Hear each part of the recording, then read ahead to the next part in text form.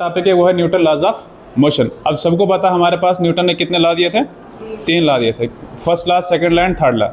हमारा जो पहला लॉ है that is known as the Newton first law of motion.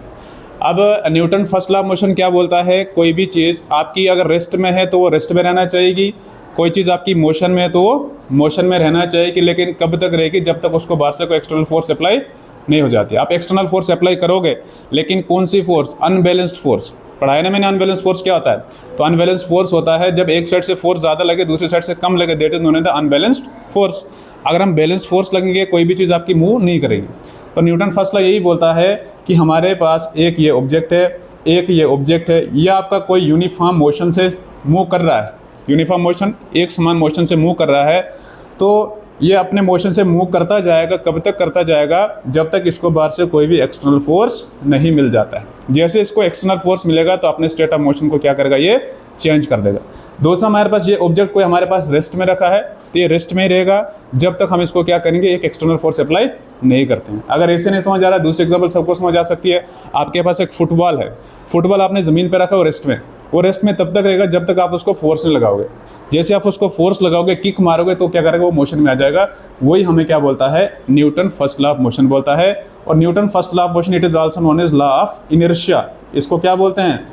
इसको लॉ ऑफ इनर्शिया भी बोलते हैं। यहाँ पे क्या दिया है? Any object remains in the state of rest और in uniform motion along the straight line until it is compelled to change the state by applying external force.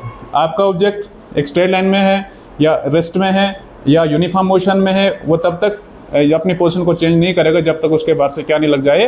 कोई एक्सटर्नल फोर्स अप्लाई नहीं की जा सकती। इसकी एक्सप्लेनेशन देख लेते हैं। If any object is in the state of rest, अगर आपका ऑब्जेक्ट क्या है? रेस्ट में है, then it will remain in the rest until an external force is applied to change its state. कब तक रहेगा? जब तक इसको बाहर से कोई एक्सटर्नल फोर्स नहीं मिल जाती है। दूसरा क्या है? Similarly an object will remain in the motion. आपका ऑब्जेक्ट मोशन में कब तक रहेगा? जब तक उसको बाहर से क्या होगा? कोई एक्सटर्नल फोर्स अप्लाई नहीं हो जाती उसकी स्टेट को चेंज करने के लिए। मोशन में था, यूनिफॉर्म मोशन में था, जैसे आपने उसको क्या किया? फोर्स लगाई तो उसका यूनिफॉर्म मोशन क्या हो गया?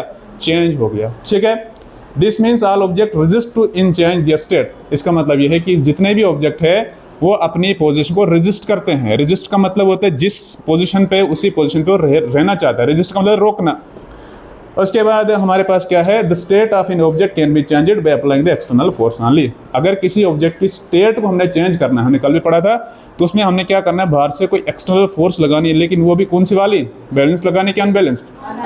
अनबैलेंस्ड लगानी है। ठीक है ना, क्योंकि हमने कल पढ़ा था कि अनबैलेंस्ड फोर्स की वजह से ही कोई ऑब्जेक्ट आपका क्या कर सकता है? मूव कर सकता है। तो ये हमारे पास क्या है? Newton first law of motion. ठीक है।